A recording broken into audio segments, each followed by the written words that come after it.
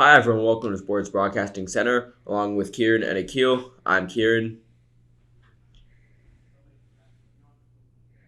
Mike Trout has played in just one playoff series in his remarkable 10-year big league career, and that was 8 years ago. But this might be the year. Trout and reigning American League MVP Shohei Ohtani make a run in October for the Los Angeles Angels.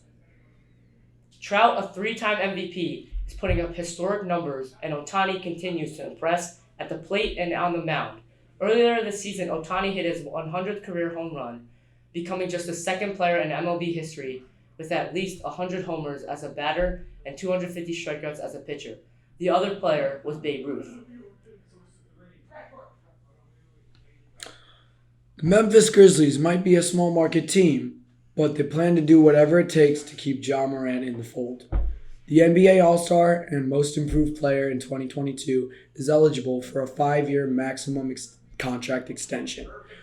Grizzlies general manager Zach Kleiman says he intends to keep the team's core in place as well as making sure that Morant stays in Memphis for a long period of time. Morant ranked 9th amongst players in the league merchandise this year and led the team to its highest playoff seeding ever at number 2 in the Western Conference after being eliminated by the Golden State Warriors. Sale of the Denver Broncos could reach $5 billion, but there is no shortage of interested billionaires to buy the NFL franchise. Team president Joe Ellis says the new owner's number one priority will be building a new $2 billion dome stadium, allowing the Broncos to host a Super Bowl for the first time.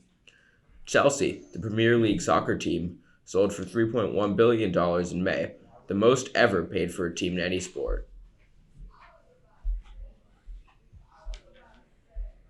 NBC's Sunday Night Football, the number one show on television for 11 years in a row, has named the first female lead host of Football Night in America, Maria Taylor. She debuted on the studio show last year as co-host with Mike Tirico, but will take over this season with Tirico moving into the booth to handle play-by-play. Taylor joined NBC Sports last year after falling to work out a contract with ESPN. The NFL kicks off on the 2022 season on NBC September 8th when the defending Super Bowl champion Rams will host the Buffalo Bills. We are just months away from the World Cup in Qatar. The United States men's national team will be back on the global stage after missing out in the 2018 World Cup in Russia. The U.S. faces England in its second match. The two nations have formed quite a rivalry over the years. In 1950, the United States pulled off one of the greatest upsets in World Cup history, winning 1-0 over the heavily favored Brits. Only 4 Americans returned from the disappointing 2018 team, including Chelsea star forward Christian Pulisic. This will be the 11th time the U.S. men's national team has qualified for the World Cup, with its best finish coming in 1930 in the semifinals. The college football season is fast approaching, but the Southeastern Conference is looking ahead to 2025 when Oklahoma and Texas join the SEC, making it a 16-team super conference. The SEC has the goal of every school in football visiting each of the other 15 schools at least once every 4 years.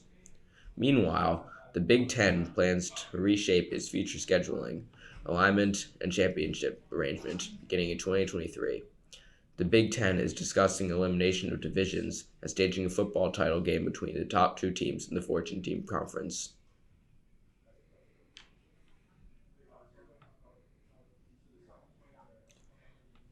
That's it for a busy day in sports. For my co-anchors, Kieran and Kieran, I'm Akil Sheth. Thanks for watching Sports Broadcasting Center.